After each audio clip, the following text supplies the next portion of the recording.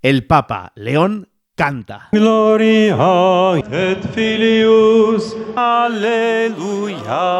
El Papa Francisco no. Mi piace sentire cantare, ma se io cantasse sembrerebbe un asino, perché non so cantare. Pero aunque no hemos escuchado cantar al sumo pontífice durante 12 años, la música no ha dejado de sonar en las celebraciones presididas por él. El Papa Francisco era un gran amante y entendido de la música sacra. Esto decía al medio de comunicación Rome Reports Joan Paradel Solé, que fue organista del Vaticano. Papa Francesco ama también la música y conoce mucho, más de lo que mucha gente cree. Conoce Mozart, le gusta mucho también Beethoven y conoce muy bien también la ópera. No era raro que al Papa le regalasen discos de ópera, incluso una vez le pillaron saliendo de una tienda de discos en Roma. Le encantaba Mozart, una de sus piezas favoritas era el Et Incarnatus Es.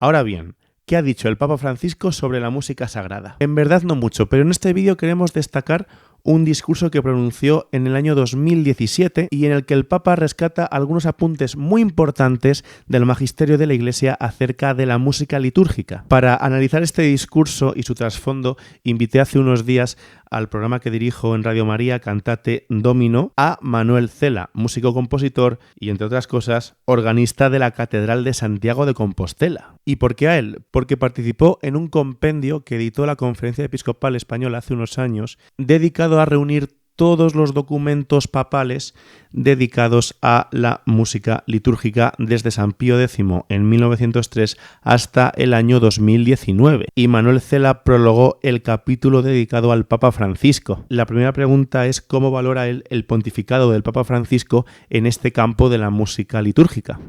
Desde un punto de vista práctico no aprecio nada nuevo. Más que de las referencias papales en un discurso o en un documento, la música depende, creo, de otros factores. En primer lugar, de la práctica litúrgica en cada lugar concreto. También de la formación musical del clero. Por supuesto, depende de los medios musicales disponibles, presupuesto para cantores, construcción y mantenimiento de órganos, etc. Y obviamente también depende de factores sociales, culturales e históricos, que influyen en la música practicada en cada continente, en cada país, región, ciudad y en cada tipo de templo. No es lo mismo la música de una iglesia parroquial que de un santuario, catedral o templo conventual. Todos estos factores no pueden ser modificados a corto plazo. Y quizá tampoco a medio, solamente con textos pontificios. El caso de Benedicto XVI lo prueba. Son muy destacadas sus referencias a la música religiosa, en sus escritos, sobre todo en los anteriores al papado. Y durante su pontificado fue muy importante que nombrase cardenal a Monseñor Bartolucci, el más importante compositor de polifonía religiosa de la segunda mitad del siglo XX. Pero la cuestión no parece haber cambiado demasiado desde entonces. Con esto no quiero decir que no sean importantes las alusiones de los papas a la música. Creo que estas son muy deseables, en tanto que resaltan su importancia y dan ánimo tanto a músicos como a fieles que la viven con intensidad y, por supuesto, con fe. El documento más reseñable sobre música sagrada del Papa Francisco fue el discurso que dirigió en 2017 a los participantes del Congreso Internacional de Música Sacra con motivo del 50 aniversario de la instrucción Musicam Sacram. Se promulgó 2 años después de concluir el Concilio Vaticano II y venía a marcar los criterios de lo que es y no es música litúrgica. En ese discurso, el Papa Francisco destacó 2 aspectos de Musicam Sacram: la participación de los fieles y la solemnidad de la liturgia. En ocasiones parece que una cosa quita la otra, que el hecho de que haya un órgano o una escola reduce el canto de la asamblea y eso hace que la solemnidad sea enemiga de la participación de los fieles. ¿Qué opina Manuel Cela de esto? Depende de lo que se entienda por solemnidad y por participación, ya que hay bastante confusión sobre ambos conceptos. La misa solemne, por ejemplo, es definida por la Real Academia Española como misa cantada en que acompañan al sacerdote, el diácono y otros ministros. O sea que lo solemne siempre es cantado.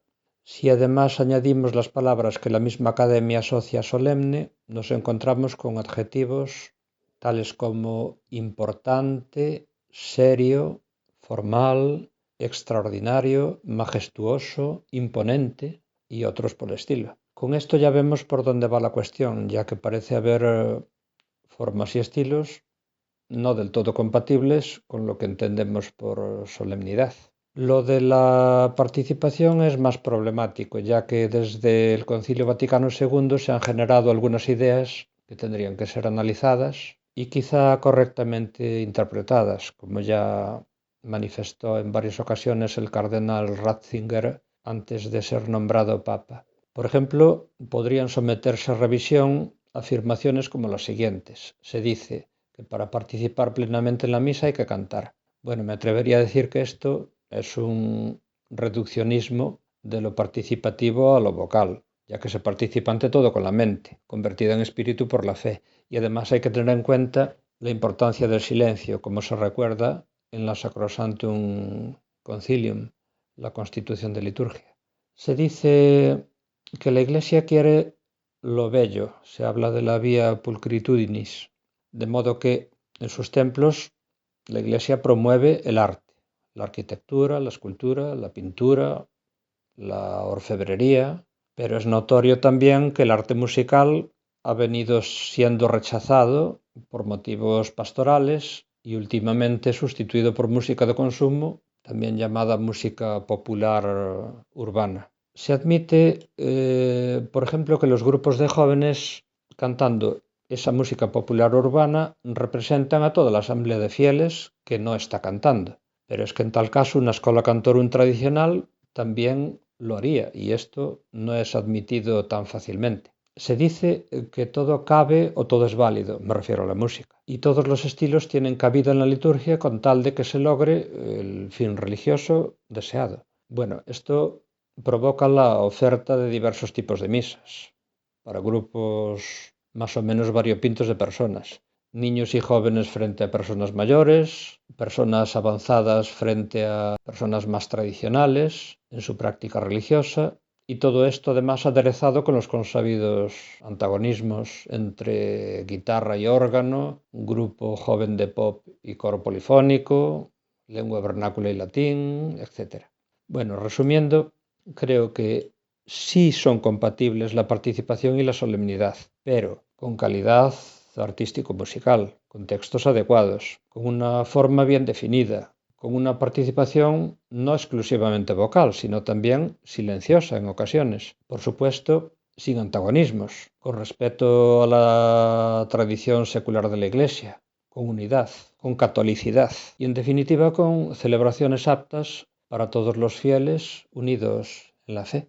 El Papa Francisco hablaba en este discurso de 2017 de mediocridad, superficialidad y banalidad en la música debido al choque con la modernidad. Y aún así, con tanta música pop en la liturgia, la gente sigue sin cantar en las Eucaristías, como apunta Manuel en el artículo al que me he referido antes. La pregunta es, ¿cuál es la solución para que la gente participe cantando la música apropiada?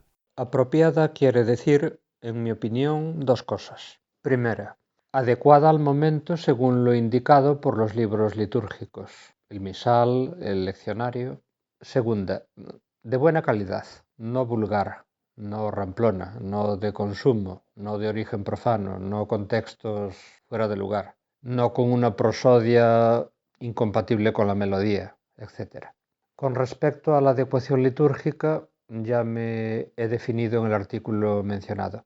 Poco o ningún texto hace falta inventar para cantar en la liturgia que no esté ya en la Biblia y en el corpus tradicional de la Iglesia. No creo necesaria, pues, la intervención de cantautores en la misa o en el oficio, aunque sí podrían tener su papel en actos paralitúrgicos, nada que objetar a eso.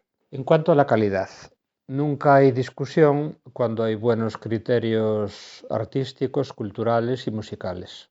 Y no simplemente el típico relativismo de quien afirma esto es bueno porque a mí me gusta o esto es bueno porque es lo que la gente quiere. Teniendo en cuenta lo dicho, va quedando claro que no se trata de que los fieles canten en todo momento lo que sea, sino que canten cuando puedan entonar una buena melodía, aunque sea sencilla, pero con un buen acompañamiento y con un texto adecuado al momento litúrgico concreto. Y cuando los fieles no puedan, no deseen cantar o quieran escuchar un buen canto, debe haber un buen cantor o un buen coro, acompañado si es posible por un organista que represente a la asamblea orante, que pone en su mente las palabras que están siendo artísticamente entonadas y que deben elevar su espíritu a lo divino. Y también puede haber incluso una alternancia entre fieles y músicos profesionales, pero bien planificada. Estas soluciones ya están previstas por la Iglesia si se estudia bien la historia de la música sacra. Incluso en el protestantismo, con varios siglos de tradición de canto comunitario, muy participativo a través de los corales, también hubo música del más alto nivel artístico. Piénsese en Johann Sebastian Bach, que es la cumbre de la música. Su obra más importante es La Pasión según San Mateo. En vida del compositor, quizá fue interpretada contando también con el canto de los fieles en los corales. Bueno, tanto si el nivel de complejidad técnica es alto como si es medio o es bajo, la música tendría que contener un mínimo de calidad artística y mucha especificidad litúrgica. Además, debería ser elaborada por compositores profesionales en este ámbito concreto. No es igual componer para una celebración que para un concierto. Y el repertorio no debería ser cuestión de aficionados. El canto de los fieles debería, como he dicho antes, ser breve y sencillo, sí, pero artísticamente acompañado y poder combinarse hábilmente con partes confiadas a músicos profesionales, técnicamente más difíciles. Como he apuntado antes, la liturgia ya incluye soluciones. La asamblea puede intervenir cantando respuestas breves. Hay buenas melodías muy repetidas que la tradición ha conservado en la memoria de los fieles. Hay técnicas de canto antifonal y responsorial, etc. El Papa Francisco también apuntó que la música sagrada debe ser constantemente inculturada. Claro, ¿qué quiere decir la Iglesia con inculturación? ¿Es compatible la inculturación con no introducir música profana en la liturgia? La inculturación sería, en general, el proceso de integración de un individuo o grupo en la cultura o sociedad con las que entra en contacto. A primera vista, parece que esto supone, por parte de quien trata de integrarse, la asunción de costumbres de la sociedad o cultura en la que pretende entrar. Y esto acarrearía, teóricamente, dos dificultades. Primera, si para entrar hay que asumir elementos profanos, ya hablo de la Iglesia, pues asúmanse. Pero en una sociedad urbana y globalizada como la actual, en la que lo no religioso gana terreno a gran velocidad, esa carrera no se puede ganar sin dejar por el camino cosas esenciales. Segunda dificultad, la incorporación de elementos ajenos supone un trabajo intenso de adaptación, de modificación, de reconversión, como el que Lutero realizó en la música, adaptando melodías profanas ya conocidas a nuevos textos religiosos que pasaron a integrar la liturgia protestante, la liturgia reformada. Por ejemplo, la canción O Innsbruck, ich muss dich lassen, pasó a ser el coral luterano O Welt, ich muss dich lassen. La primera, O Innsbruck, debo abandonarte. La segunda, O mundo, debo abandonarte. Llevado entonces el concepto de inculturación al caso de la Iglesia y ya hablando de la música, se me ocurre que este podría ser entendido de varias maneras. Primera, al modo de Lutero, que acabo de citar, teniendo una lengua vernácula enfrentada al latín, cosa que ya permite la Iglesia desde el Concilio Vaticano II, y melodías sencillas. En el caso del luteranismo, sujetas a una elaboración artística compleja. Recordemos el caso de Bach que he citado antes. Otra manera de entender la inculturación sería, pues, al modo misionero, incorporando elementos musicales de la tierra de misión.